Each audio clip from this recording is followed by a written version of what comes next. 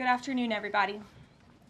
President Trump campaigned on the promise to secure our homeland and deport violent alien criminals from our communities. That is why the American people overwhelmingly reelected him back to this office, and it's why the American people defeated the Democrat Party in devastating fashion.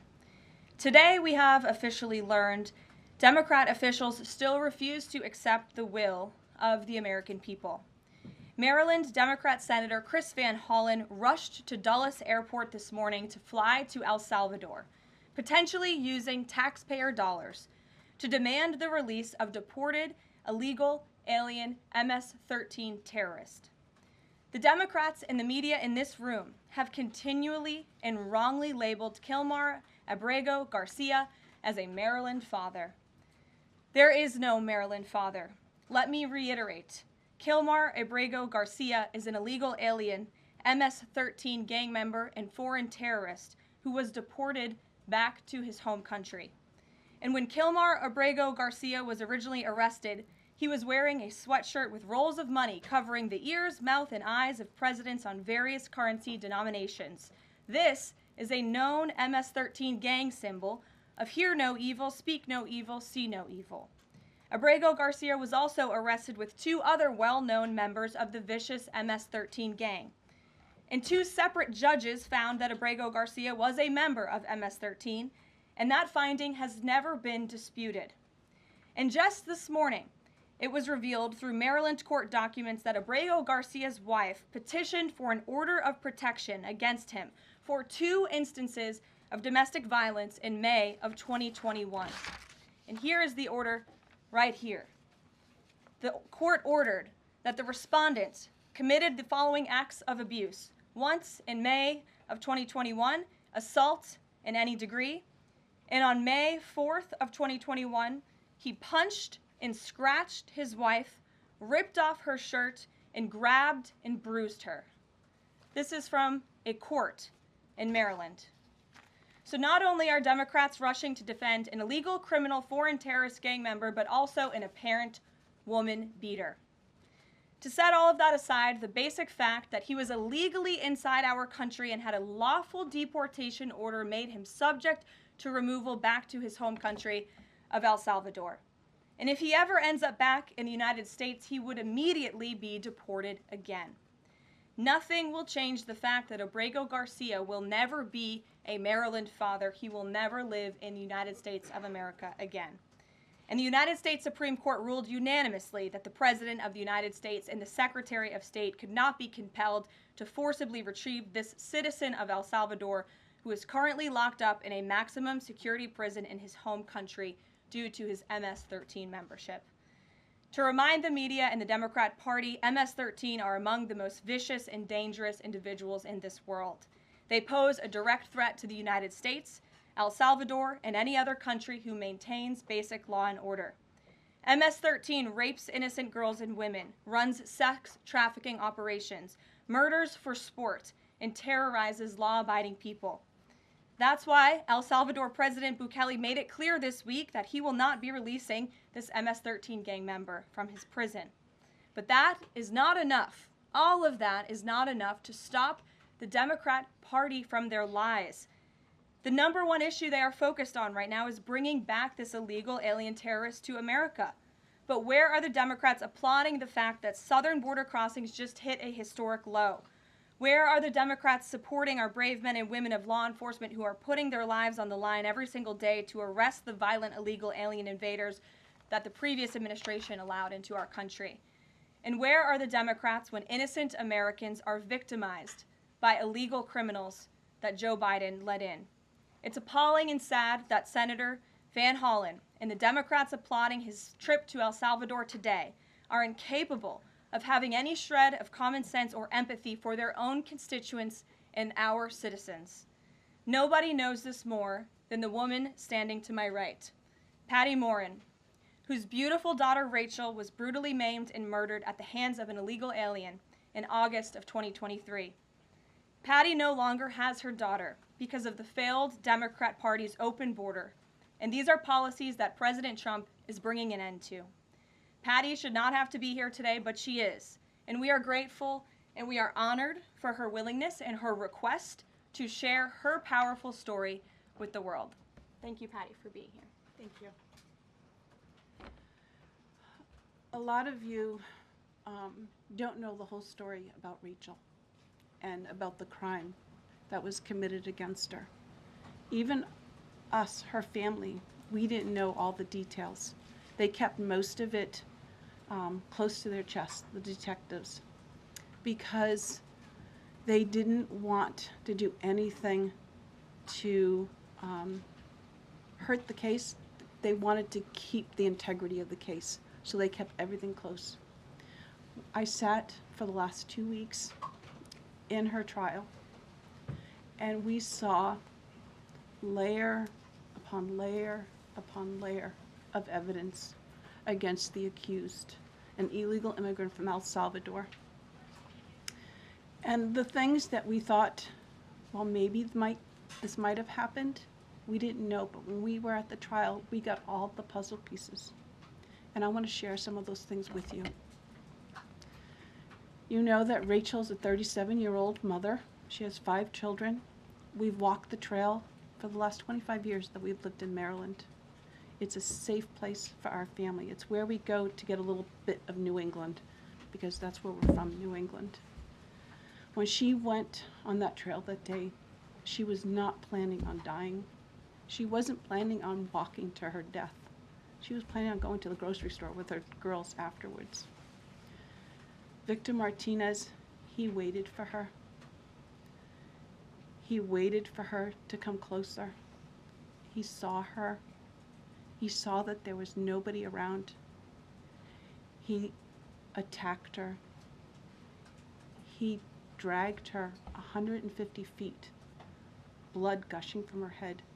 It left a 150-foot trail of her blood to the culverts, where he picked her up, he threw her against the wall of the tunnel, and he raped her. But before he did that, he stopped on that trail, and rocks, still stained with her blood, he used them to hammer her head against those rocks. They say at least 20 times they could count the cuts in her head. They said that when they did the autopsy, and I've seen the pictures, there's a 6-inch square in the back of her head where the skull is shattered the way that you would crush an eggshell in pieces. 3/4 of her brain hemorrhaged. Her right and left side of her face bashed in. Her beautiful face bashed in. Her head bashed in. Broken bones, fractures. He takes and he drags her some more. He drags her through the thorn bushes. She has all the scrapes and cuts on her body. There wasn't 1 inch of her body that didn't have some kind of injury, whether it's bruising, broken bones, contusions, the scratches. She had a fractured rib, fractured nose, fractured skull. And then he takes her into the tunnel, and he picks her up.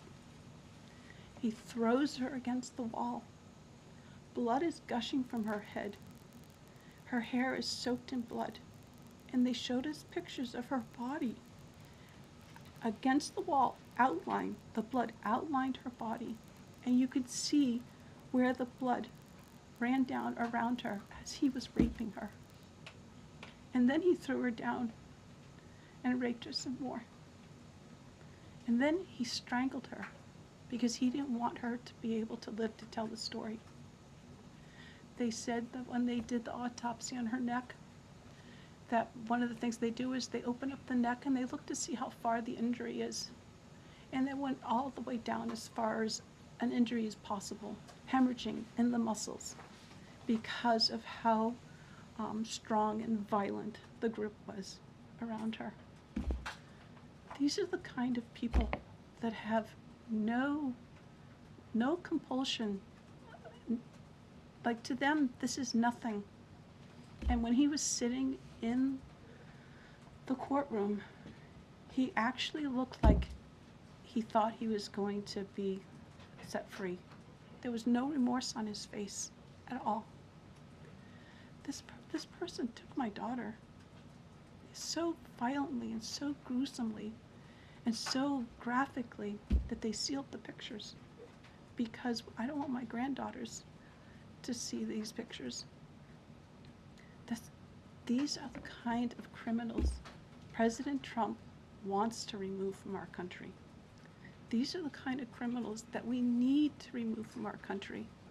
We are American citizens. Why should we allow people like this, violent criminals that have no conscience at all, to murder our mothers, our sisters, our daughters? I don't understand why there's even any kind of problem with this. And it's not that it's political, like the left or the right, although I understand different parties have used it in the past. But we have to look at it as we are American citizens. We need to protect our families, our borders, our children. I don't care about politics. Well, I do, but I want to preserve life. And that's the only reason why I have taken and spoken about Rachel all this time. If you're a mother here in the room, can you imagine standing there alive? You're alive, and someone comes and puts their hands into your chest and rips out your heart? That's what it feels like. It feels like a part of you is being ripped out of you. You can't even describe the pain. Just like you can't describe to your husband what it feels like to carry a baby in your womb, or to feel those first kicks, or to know just intuitively if it's a boy or a girl. It's only a thing that a mother knows. Why are we not protecting the American citizens? It's just common sense. Why are we not protecting our children? And to have a senator from Maryland who didn't even acknowledge or barely acknowledged my daughter and the brutal death that she endured, leaving her 5 children without a mother and now a grandbaby without a grandmother, so that he can use my taxpayer money to fly to El Salvador to bring back someone that's not even an American citizen. Why does that person have more right than I do, or my daughter, or my grandchildren? I don't understand this. Thank you. Thank you. Thank you. And I just want to say that as a mother and as an American citizen, the president and our entire team, and I hope people in this room are grateful for your willingness to come here and your request to share your daughter's story. And I think the country hears you loud and clear. So thank you. Does anyone have any questions for Patty or for me? No? I have a question. No? Anybody? Okay. We'll see you all later. The president will be at his dinner later this evening. Thank you. Thank you for being here this morning. Thank you. Please, Thank you. so sorry for your loss. Thank you. Please tell the truth. Tell the truth. Yeah. Tell like how violent it really is. This is about protecting our children. It's more than just politics or votes or just anything. It's about national security, protecting Americans, protecting our children. Thank you. And thank you for listening. God bless you. Thank you.